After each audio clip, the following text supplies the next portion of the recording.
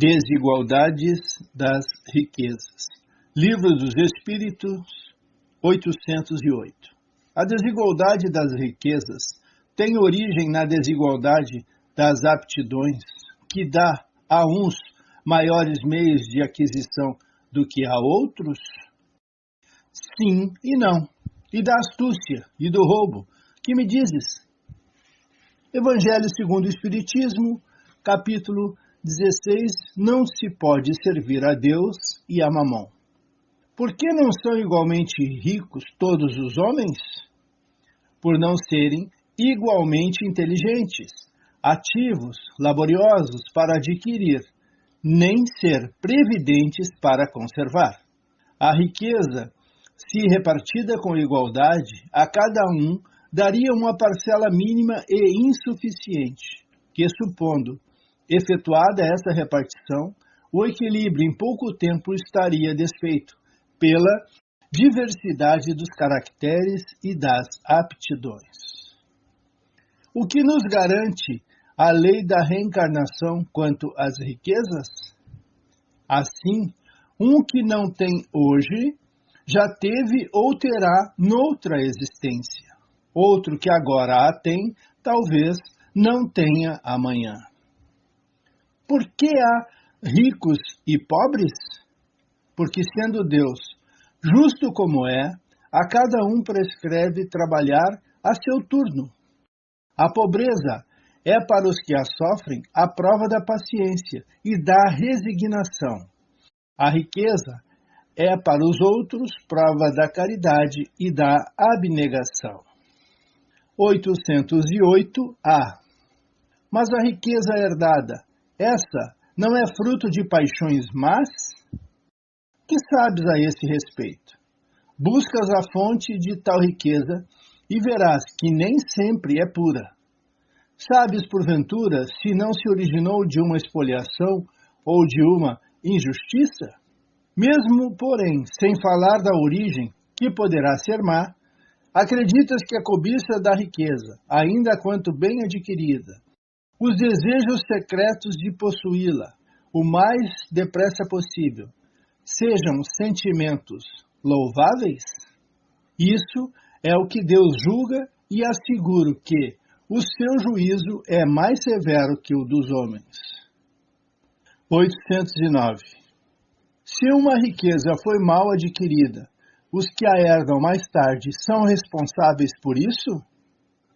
Eles não são responsáveis pelo mal que outros fizeram, principalmente porque ignoram o fato, mas convém saber que a riqueza muitas vezes chega às mãos de um homem apenas para lhe favorecer a ocasião de reparar uma injustiça. Felizes os que compreenderem isso. Ao fazer justiça em nome daquele que cometeu a injustiça, a reparação será levada em conta para ambos, porque muitas vezes quem cometeu a injustiça é que inspira essa ação aos herdeiros.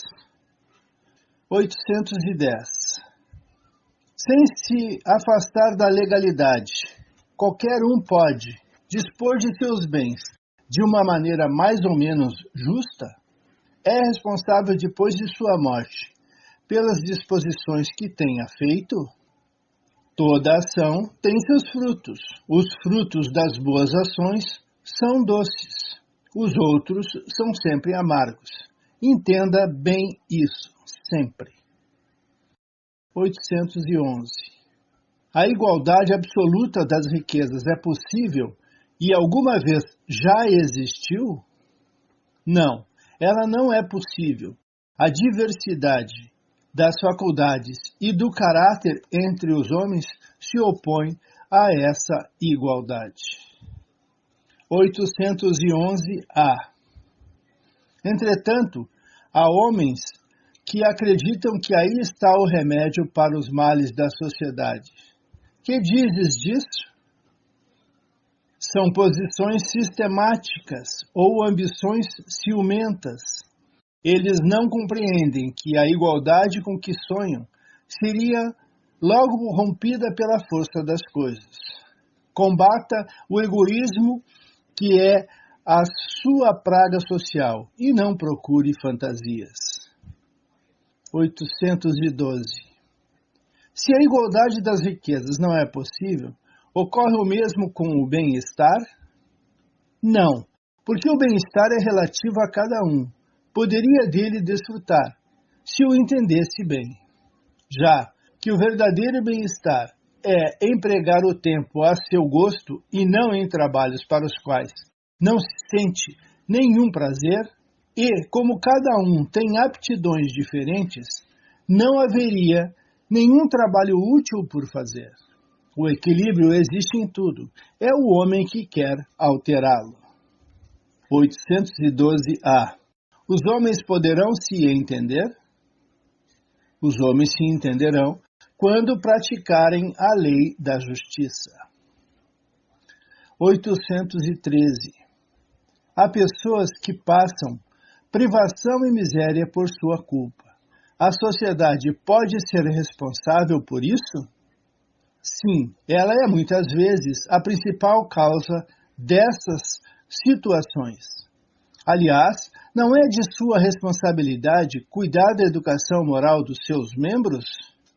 É muitas vezes a má educação que os levou a falsear o julgamento em vez de sufocar neles as tendências nocivas. Ficamos por aqui, agradecidos e pedindo sempre, Jesus esteja conosco.